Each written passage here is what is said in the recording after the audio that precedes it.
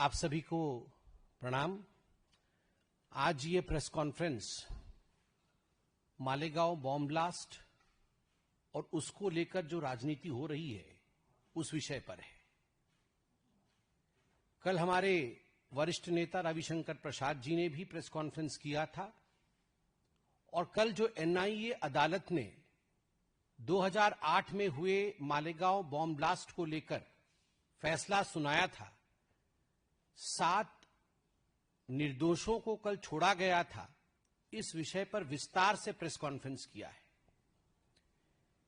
जिस प्रकार से देश में भगवा आतंकवाद के नैरेटिव या विमर्श को फैलाने की कोशिश कांग्रेस की सरकार ने की थी और जिस प्रकार से खास करके गांधी परिवार की चेष्टा थी कि हिंदुओं को अपमानित किया जाए और कहीं न कहीं तुष्टीकरण की राजनीति के कारण, वोट बैंक के पॉलिटिक्स के कारण गांधी परिवार की यह तीव्र इच्छा थी कि सनातन एवं हिंदुओं पर कुठाराघात किया जाए। कल मालेगांव ब्लास्ट पर जो वर्डिक्ट आया कोर्ट का, उसके पश्चात यह विमर्श, यह नैरेटिव औंधे मुंह गिरा है। मगर आज उसमें 2 डेवलपमेंट्स हुई हैं। 2 new developments have come up in the Malegaon blast today. Both of them are political developments which have shed new light in this.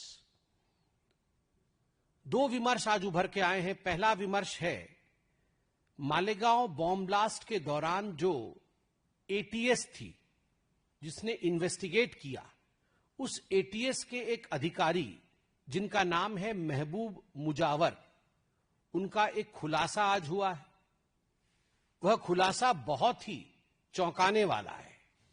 आज इस प्रेस कॉन्फ्रेंस में महबूब मुजावर के इस खुलासे के विषय में बातचीत होगी और दूसरा, राहुल गांधी जी के कहने पर पृथ्वीराज चौहान, पूर्व मुख्यमंत्री और कांग्रेस के कद्दावर नेता ने जिस प्रकार का बयान दिया है, कल भी दिया और आज भी दिया है, उस पर भी इस प्रेस कॉन्फ्रेंस में चर्चा होगी।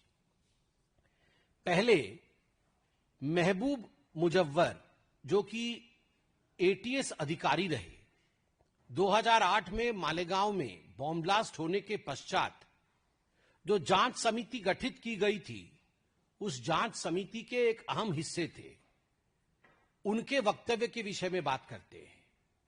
आज ही सुबह उन्होंने खुलासा किया है, महबूब जी ने खुलासा किया है कि उनके जो उच्च अधिकारी थे, जो वो एटीएस को हेड करते थे और जो सरकार के बड़े लोग थे, उन्होंने बहुत ज्यादा प्रेशर डाला था महबूब जी के ऊपर, एटीएस के ऊपर, कि किसी भी कीमत पर इस भगवा आतंकवाद विमर्श को, इस सैफरन टेरर नैरेटिव को और आगे बढ़ाने के लिए आरएसएस अर्थात राष्ट्रीय स्वयंसेवक संघ के आदरणीय सरसंघ चालक माननीय श्री मोहन भागवत जी को गिरफ्तार करना चाहिए। यह निर्देश दिया गया था महबूब मुजावर जी को कि आप इस भगवा आतंकवाद के नैरेटिव को आगे बढ़ाइए और किसी भी कीमत पर मोहन भागवत जी की गिरफ्तारी होनी चाहिए। चार्जशीट में नाम नहीं, जांच में कहीं भी मोहन भागवत जी का कोई लेना देना नहीं, नाम नहीं आ रहा है। फिर भी जब गिरफ्तारी का हुक्म दिया गया तो महबूब मुजव्वर ने संविधान का हवाला देते हुए कहा कि मैं ये काम नहीं कर सकता, क्योंकि ये संविधान सम्मत नहीं है, ये आईन अर्थात कानून सम्मत नहीं है, इसलिए मैं कानून से ऊपर उठ के ऐसा कोई काम नहीं करूंगा जिससे भारत के संविधान को चोट पहुंचे। और उन्होंने साफ साफ इनकार कर दिया कि मैं संघ के सरसंघ चालक जी को गिरफ्तार नहीं करूंगा, क्योंकि उनका इससे कोई लेना देना नहीं। बदले में महबूब मुजव्वर जी के ऊपर जो अधिकारी थे, जो बड़े अधिकारी थे, उन्होंने कुछ इल्जाम लगाए। Some damning charges were pressed upon this ATS officer, Mr. महबूब मुजव्वर, जिसके कारण से उनकी पदोन्नति अर्थात प्रमोशन भी रुक गई। बाद में महबूब मुजव्वर कोर्ट में गए और कोर्ट ने उन्हें एक्विट किया, कोर्ट ने उन्हें छोड़ा। कोर्ट ने कहा कि महबूब मुजव्वर निर्दोष हैं और ये सारी चीजें जो उनके खिलाफ कही गई हैं वो गलत है। तो आप उस समय की कांग्रेस सरकार की विंडिक्टिव एटीट्यूड को देखिए। जबरन किस प्रकार से भारतीय जनता पार्टी और जो लोग हिंदू धर्म को मानते हैं और संघ के उच्चस्थ स्थान पर, उच्च पदवी पर जो लोग आसीन हैं, किस प्रकार से उनको अपमानित किया जाए, उनको गिरफ्तार किया जाए, उनसे बदला लिया जाए, इस प्रकार के विंडिक्टिव एटीट्यूड के साथ उस समय की कांग्रेस पार्टी काम कर रही थी और यह सब कुछ गांधी परिवार के कहने पर हो रहा था। आप बार बार मुझसे पूछ रहे होंगे कि मैं गांधी परिवार के कहने पर हो रहा था, ऐसा क्यों कह रहा हूं? इसका उत्तर माननीय प्रधानमंत्री जी ने अपने ऑपरेशन सिंदूर के दौरान दिए हुए भाषण में बड़े स्पष्ट रूप से कहा था कि एक बहुत बड़ा नेता है जिसने अमेरिका में जाकर वहां के जो खुफिया तंत्र है वहां कहा था कि हमें सिमी से बड़ा खतरा हिंदू आतंकवाद से है आज हिंदुस्तान में। और आप भी जानते हैं वो बड़ा नेता कौन है जिसने यूएस के एम्बेसडर से कहा था कि हिंदू आतंकवाद आज हिंदुस्तान के लिए सबसे बड़ा खतरा है और सिमी भी उसके सामने बौनी है। तो स्वाभाविक रूप से गांधी परिवार का एक ये एजेंडा था कि वोट बैंक की राजनीति के लिए किसी भी प्रकार से सनातन को अपमानित किया जाए। और महबूब मुजव्वर बार बार अपने कथन में कहते हैं कि झूठे आरोप लगाकर मोहन भागवत जी को गिरफ्तार करने की बात कही गई थी, झूठे मनगढ़ंत कहानी बना करके। दूसरा विषय जो आज महत्वपूर्ण है वह है पृथ्वीराज चौहान जी के बारंबार आ रहे बयानों का। कोई कल एक बार एक्सीडेंटल बयान हो गया हो ऐसा नहीं है, आज भी बयान को दोहराया गया है। आज भी कहा गया है, दो बातें कही गई है। पहली बात कही गई है कि आतंकवाद का धर्म नहीं होता। ये जो आतंकवाद का धर्म नहीं होता ये तकिया कलाम है तुष्टीकरण का। ये आतंकवाद का धर्म नहीं होता वो तमाम कांग्रेसी नेता कहते हैं जब आतंकवादी हमला होता है ताकि वो अपने वोट बैंक को साध सके और तुष्टीकरण की राजनीति को आगे बढ़ा सके। और उसी सांस में in the same breath Prithviraj Chauhan कहते हैं आतंकवाद का धर्म तो नहीं होता है, कहना ही है तो आप कहो हिंदू आतंकी या सनातन आतंकी। वाह, आतंकवाद का धर्म नहीं होता मगर हिंदू आतंकी और सनातन आतंकी कहो, कहना ही है तो। आप याद करिए सुशील कुमार शिंदे जी ने भगवा आतंकवाद कहा था उनके एक कॉन्क्लेव में, कांग्रेस पार्टी के एक बैठक में पहली बार भगवा आतंकवाद कहा था।